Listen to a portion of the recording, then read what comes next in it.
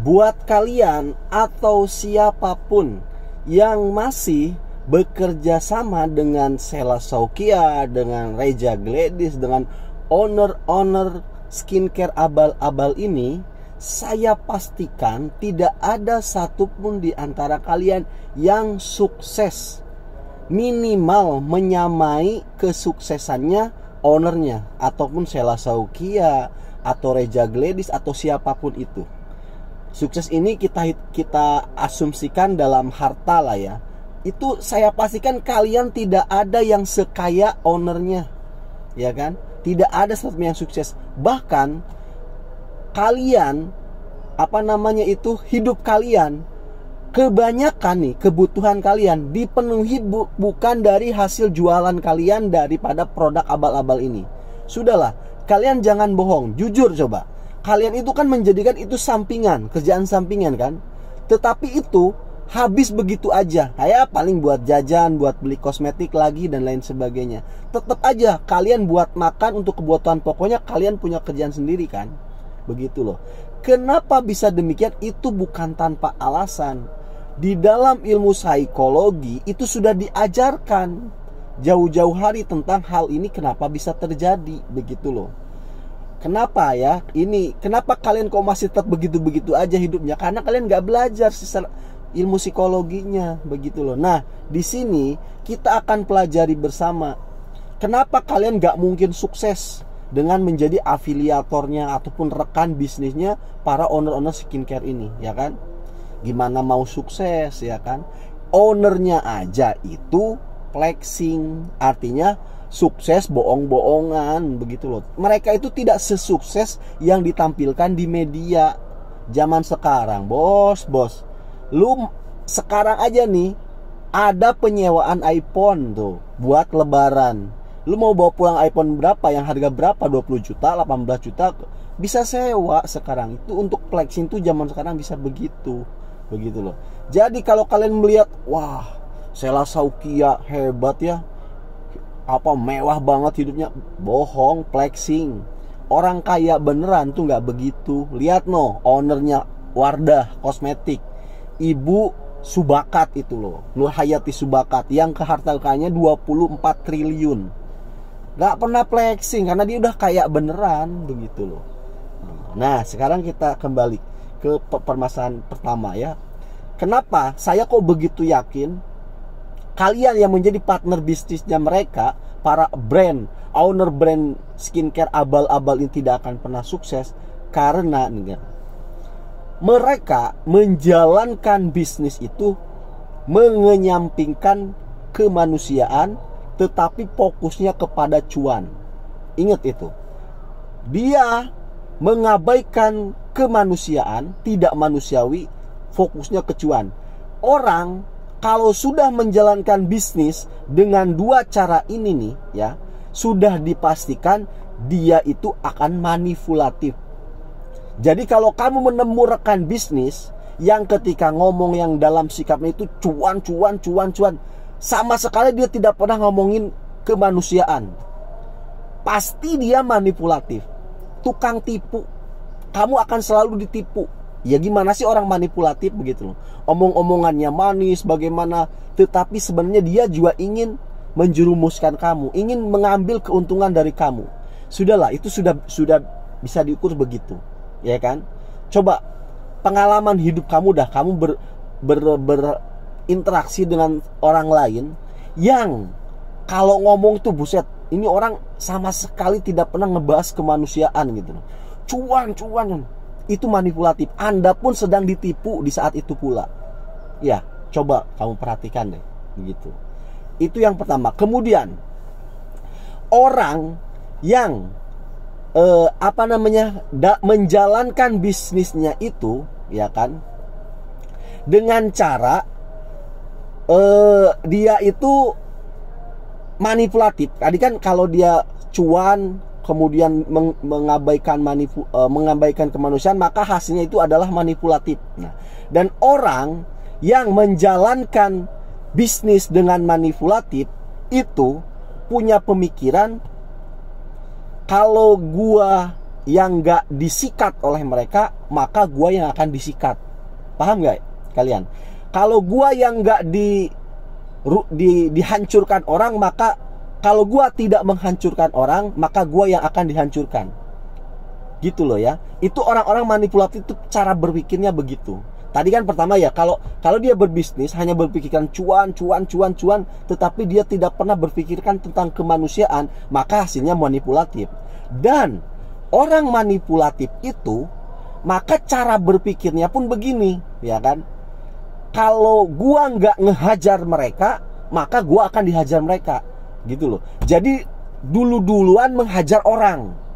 Kalau gua nggak ngejebloskin orang dulu ke penjara, maka suatu saat gua yang akan dijebloskan. Ngerti ya?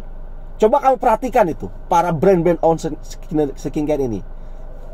Kelakuannya terhadap, katakan kepada Doctip, kepada Nick Mir kan begitu. Itu kan banyak orang menerjemahkan, wah ini beneran dijebak begitu. Karena memang orang manipulatif, cara berpikirnya begitu. Kalau sini kita nggak dijeblosin ke penjara, maka gua yang akan dijeblosin ke penjara. Maka bagaimana caranya kita jeblosin duluan tuh. Begitu. Itulah cara bekerjanya orang manipulatif. Nah, sekarang ini bukannya saran, tetapi gimana ya? Saya memberikan seakan-akan memberikan trik, tapi ini adalah sebuah pembelajaran. Saya kasih trik, ada namanya di dalam ilmu psikologi itu triad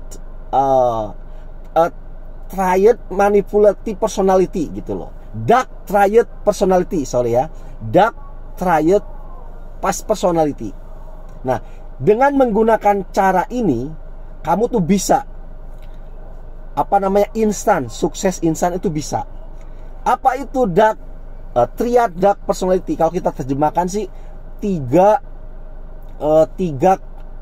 personal seseorang yang gelap gitu loh. Personality seorang tuh gelap gitu loh. Nah, kalau kamu menjalankan 3 dark personality ini, maka bisa dipastikan kamu bisa sukses dengan cara instan. Yang pertama yaitu narcissism, yang kedua machiavellism, dan yang ketiga adalah psikopat. Kalau kamu menggabungkan ini dalam diri kamu bisa banget itu sukses. Tapi secara instan loh ya. Tetapi ingat, kita ini kan nggak bicara cuma sukses dunia. Di sana tuh ada namanya keberkahan kalau dalam dunia agama lah ya. Meskipun kamu sukses, wah hartamu triliunan, tapi kalau keberkahannya dicabut, mau apa? Contoh, kamu sukses dengan cara cepat dapat duit 1 miliar misalkan dalam waktu 3 bulan dapat duit 1 miliar. Tetapi kalau dicabut keberkahannya, misal anak kamu masuk rumah sakit, atau kamu tiba-tiba punya penyakit dalam yang mana pembiayaannya itu membutuhkan duit 1 miliar. Jadi apa gunanya punya duit 1 miliar tapi kamu sakit-sakitan. Nah, itu ada sisi lain gitu loh, di luar teori-teori bisnis itu apa coba? Keberkahan. Ya itu hanya dipahami oleh orang-orang yang beragama saja, begitu loh ya. Cuma ini kan kita bicara materi saja lah ya, nggak usah bicara dulu tentang agama, tentang keberkahan.